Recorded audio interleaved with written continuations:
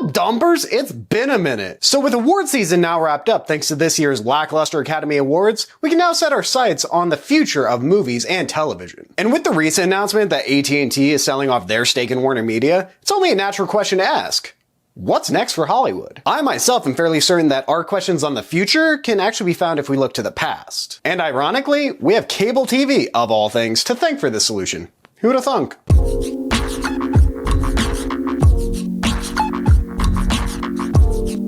So in the age of mergers and monopolies, it appears we have a fresh contender entering the ring with the merger of WarnerMedia and Discovery. It seems AT&T bit off more than they could chew, considering that they're losing $50 billion on this venture. This sudden corporate shift apparently now has ViacomCBS and NBCUniversal in talks to merge as well. Which is crazy because both of their respective streaming services were launched post-COVID, and now it's already time to abandon ship and start over.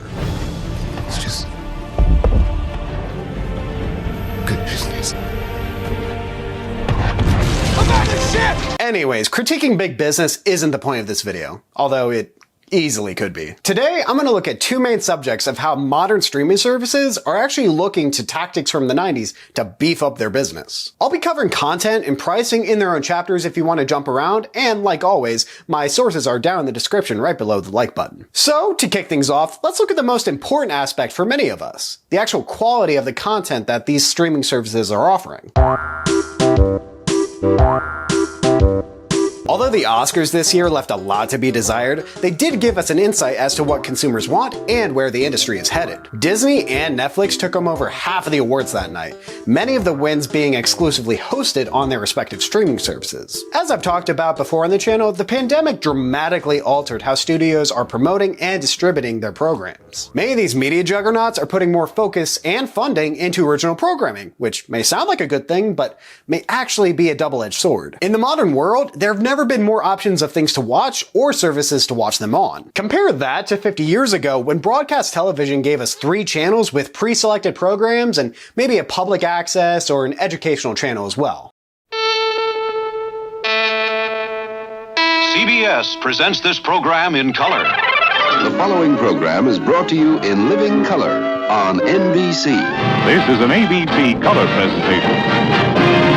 But then came cable TV and more specifically HBO. They were really the first ones to present a pay-per-view model to the masses for mass market entertainment. Cable TV opened the floodgates in their own way, but more of a focus on quantity as opposed to HBO's focus on quality. After all, it's not TV, it's HBO.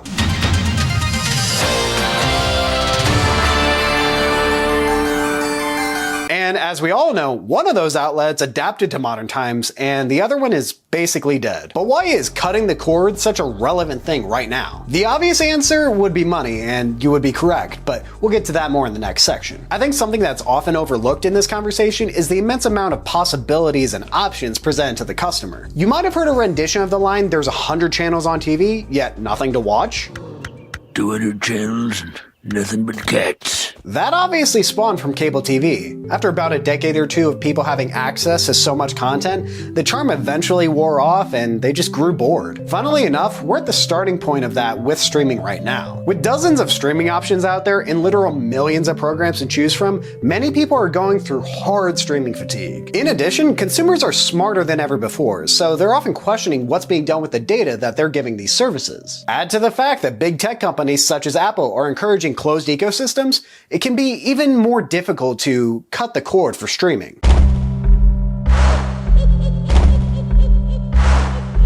Now, it's no secret that the entire point of corporations is to boost profits and satisfy shareholders.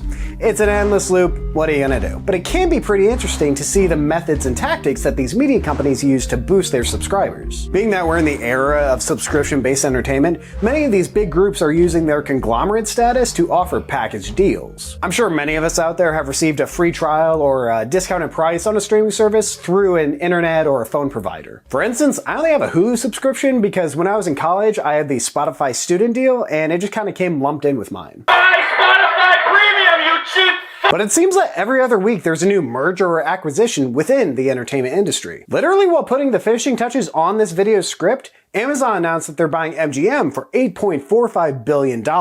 That's a major chunk of change for basically just James Bond. Speaking of which, my roommate Ryan, you know the one. That's him. He and I are currently binging through the entire 007 series, and we may be working on some videos around it, so if that's something that interests you, maybe subscribe and stick around for a bit. Anyways, it seems that in the pursuit to stand out above the rest, all of these streaming services are actually using the exact same game plan as one another. Teamwork. Or world domination. Whichever you prefer. So, all is lost, I guess. Big tech and big media are joining into one, and any sort of authenticity or creativity are being thrown out the window in favor of profits. I mean, if you think about it, there's not really a point to finish this video.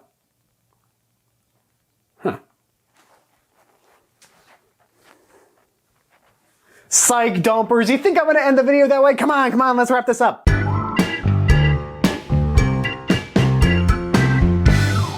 I went to the dentist and now it's dark outside. I'm getting ripped tonight. R.I.P. that. Hello. Welcome. Please scan your Savers card at checkout.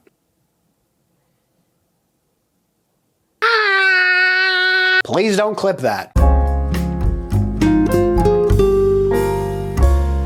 So there's one thing that all of these companies need, yet loathe at the exact same time. And guess what?